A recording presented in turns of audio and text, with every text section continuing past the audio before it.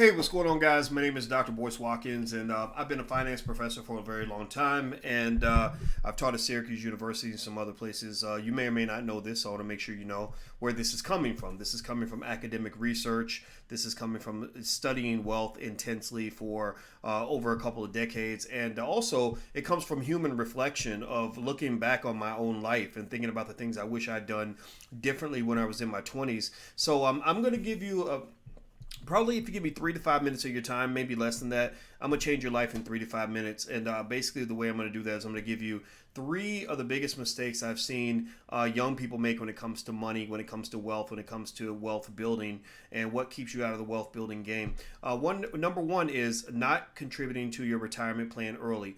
Things like your 401k plan or IRA or whatever, or 403b, whatever it is your company offers, you got to jump in. You got to jump in as soon as you can. There's this thing called compound interest, and compound interest is a sucker. Because compound interest is funny because you really think you can catch up when really you can't, or you can, but it's very, very hard to catch up.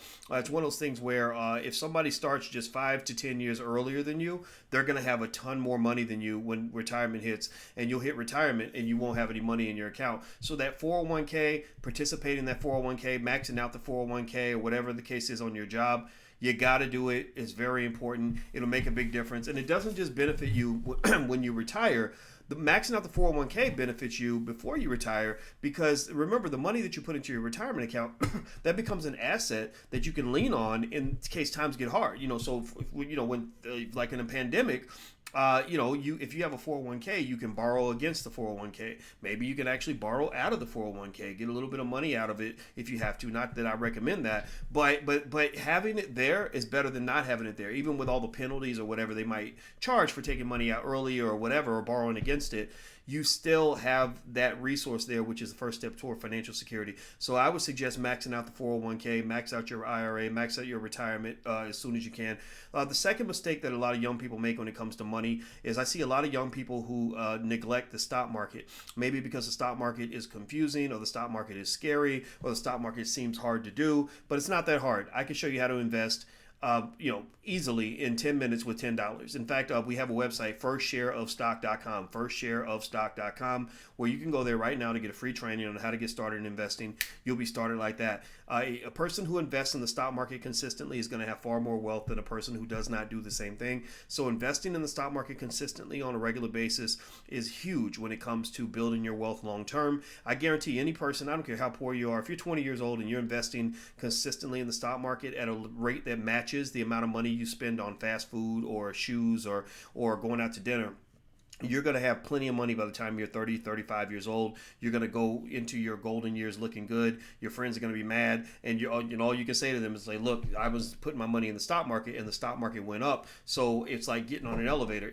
If I get on the elevator and the elevator rises to the top floor, then I'm going to be higher than somebody who never got on the elevator. So what I'm telling you is you want to get on that financial elevator called the stock market, because that is the number one factor that allows people to get up to that top 10%, that top 1%. Number three, this is a big mistake that a lot of young people make, is student loans. When it comes to money, student loans are the biggest wealth killer that there is. This does not mean don't go to college. I'm a college professor. I have my PhD in finance, so I'm all about education and the importance of learning and all that stuff. That's really important. But remember, every learning and education is an investment. And the thing about investing is you never invest more than what you're going to get back, right? So if you look at, for example, African American students in particular, but this is happening nationwide. I'm black. I've been a black man my whole life, so I'm not running away from that. Most African American college graduates don't pay their student loan debt off. Most African American college graduates, at least half of them, default on their student loans. A large percentage of them actually owe more money 10 years later than they owed when they actually finished college. It's not supposed to work like that. Your debt's supposed to go down. It's not supposed to go up. And if your debt stays up and never goes down, then guess what? You die in debt, which means that you didn't leave any family wealth, which means that going to college was not the best decision for you. It does not mean you shouldn't go to college. It means if you do, pick a major that's going to help you make money. Number two, learn how to start a business. Number three, keep the debt to a minimum. And number four, have a plan to repay that student loan debt.